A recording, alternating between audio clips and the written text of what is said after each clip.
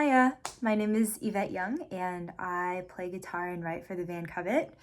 I am a bedroom guitarist turned lower to mid-tier rock and roller, and I'm also a fellow victim, but not casualty, of the great quarantine of 2020. So as everyone knows, we're in a bit of a situation, to say the least.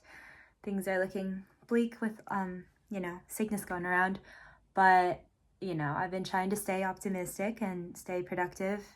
To be honest, it's pretty surreal having this much free-form time at home. I'm pretty used to just never being home and being in the studio and touring.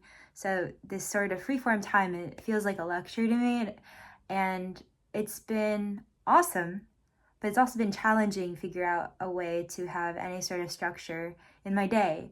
And I guess one tip I want to give everyone is, I have a whiteboard by my room where I have little note cards with various things that I've always wanted to work on, tasks that I've always wanted to get around to, but just never had the time. And every day I go to the whiteboard and I pick one out and I try to work on it. But it's also okay to use this time to just reflect and to, process your life this far. Have an existential meltdown if you must. I think there's a lot of emphasis on having to be productive and to really cherish this time, but it's also okay to just, veg around for a bit. Take care of yourself. So this whole quarantine thing must be pretty frustrating for everyone. I mean, for a lot of people who are used to going out and jamming with their friends, I can imagine that this whole period of time feels very creatively congesting.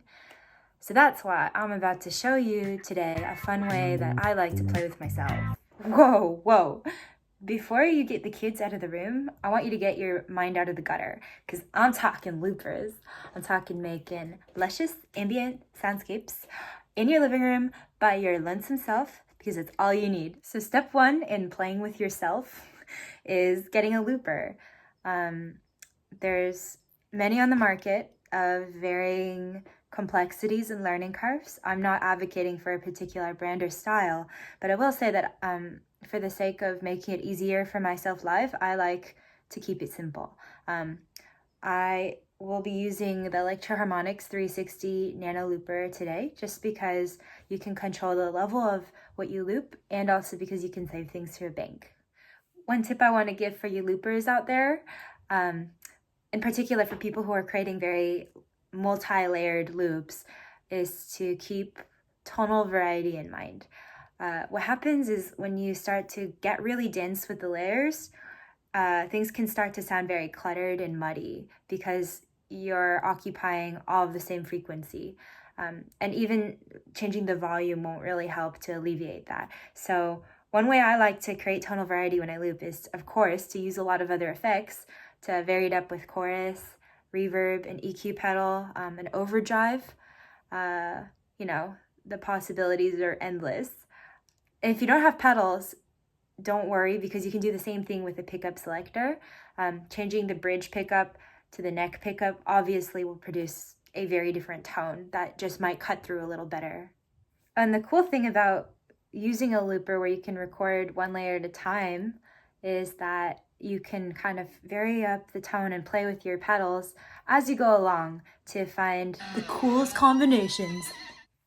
I'm going to go ahead and demonstrate a loop that I made that I eventually actually turned into a beat, but it started from just one melodic line, which I'll play for you now.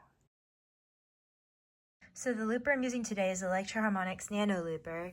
I like this one just because it's still really simple to use. It's pretty straightforward, and you can save all your loops into a bank, which is really useful if I ever need a live transition on deck, or if I ever want to revisit an idea I have at home.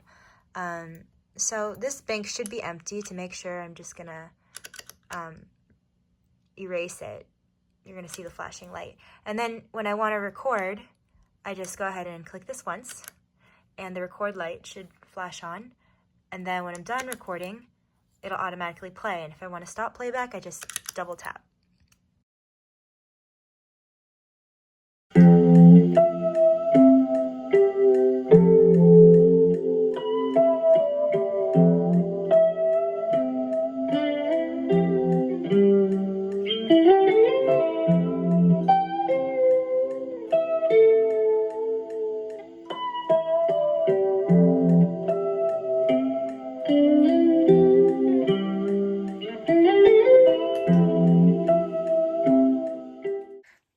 is all great, but you're probably wondering what happens if I make a mistake.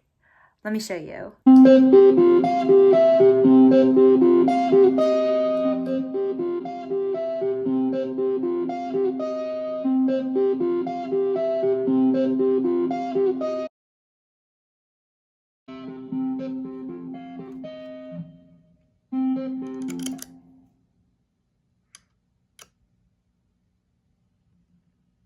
So I wanted to interrupt the loop really quick just to explain how to do an overdub.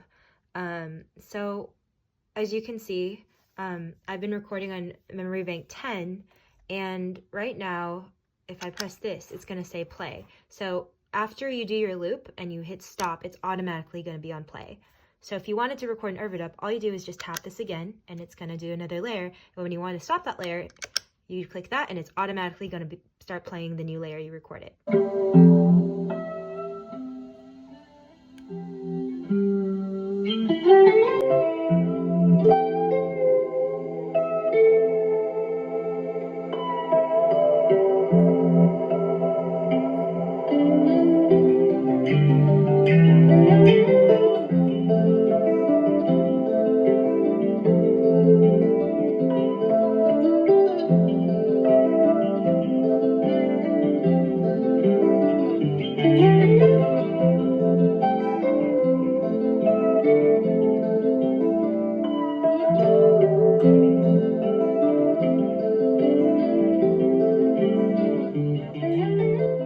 So once you have a little bit of sound going with your loops, you can go ahead and stop and just jam out with yourself. Maybe try to improvise or write a couple of lead guitar lines. Just have fun.